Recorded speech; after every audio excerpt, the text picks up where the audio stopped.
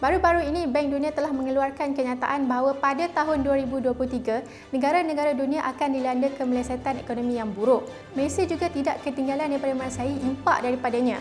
Sebenarnya ia bukanlah kali pertama Malaysia menghadapi krisis ekonomi seperti ini kerana pada tahun-tahun sebelumnya juga Malaysia pernah menghadapi krisis ekonomi ini dengan jayanya.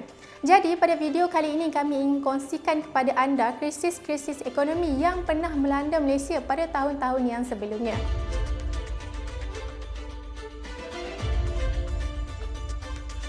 Yang pertama ialah krisis minyak 1973. Pada fasa tahun 1973 hingga 1974 merupakan fasa pertama Malaysia dilanda krisis ekonomi. Krisis ini bermula apabila negara-negara anggota OPEC ataupun nama panjangnya ialah Organisasi Negara Pengimport Petroleum, terutama negara-negara Arab telah memberikan tindak balas terhadap Amerika Syarikat yang telah menghantar bekalan senjata kepada Israel semasa Perang Arab-Israel yang keempat. Peperangan antara Israel dan Mesir ini telah mengakibatkan kenaikan harga bahan api iaitu minyak di seluruh negara. Oleh hal yang demikian, negara-negara OPEC ini telah mengisytiharkan embargo minyak. Perkara ini telah menjejaskan penghantaran minyak di seluruh Amerika Syarikat dan juga negara sekutunya.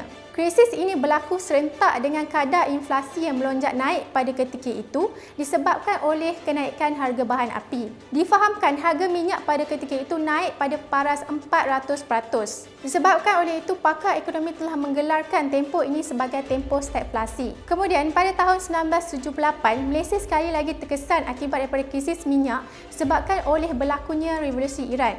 Ia mengambil masa beberapa tahun untuk keadaan di Malaysia kembali pulih dan juga kadar inflasi turun pada paras yang sepatutnya. Yang kedua ialah krisis kewangan Asia yang berlaku pada tahun 1997 hingga 1998. Ia dikatakan berlaku di Thailand pada tahun 1997. Krisis ini terus merebak di seluruh kawasan Asia Timur dan juga kawasan sekitar dagangannya. Spekulatif modal dari negara-negara maju telah mengalir ke ekonomi negara-negara Asia Timur seperti Hong Kong, Thailand, Singapura, Indonesia telah mencetuskan satu era yang dikenali sebagai era optimisme.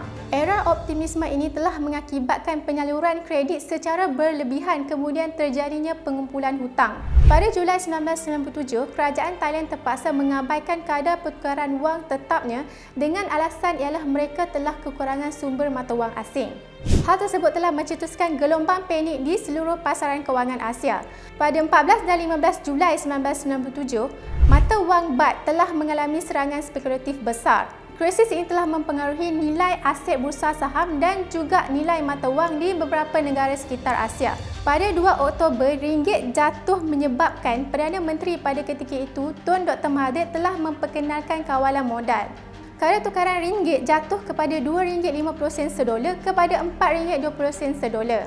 Difahamkan keadaan itu telah mengambil masa beberapa tahun untuk keadaan kembali normal dan juga peranan tabung kewangan antarabangsa yang telah memberikan bantuan ataupun pakej keselamatan kepada negara-negara yang mengalami ekonomi yang terjejas. Yang ketiga ialah krisis ekonomi global ataupun dikenali sebagai krisis subprima. Krisis subprima ini dimulakan dengan aktiviti ataupun inovasi dalam pemberian kredit oleh institusi kewangan.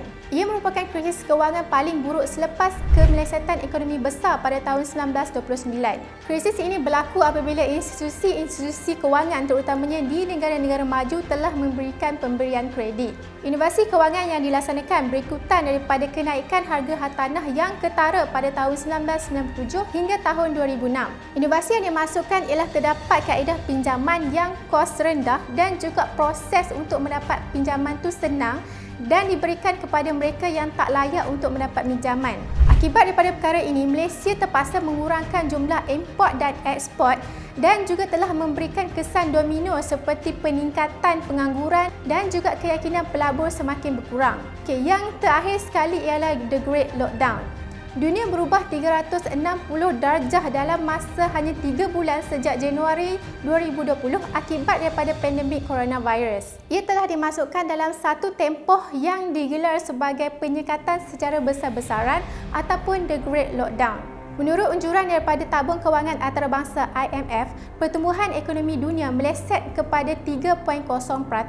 Bagi tahun 2020, Bank Dunia telah menganjurkan KDNK Malaysia akan mengalami pengucupan antara 0.1% hingga 4.6%. Impak kepada ekonomi Malaysia ialah kemurudunan terhadap pelaburan langsung asing iaitu FDI, komoditi dan juga pelancongan, serta kejutan permintaan dan juga pengeluaran domestik. Bagi menjana kembali ekonomi pada ketika itu, Tan Sri Muhyiddin Yassin, Perdana Menteri, telah melakukan dua perkara utama iaitu yang pertama ialah kerajaan akan mengambil langkah agresif terhadap pelaburan langsung asing FDI.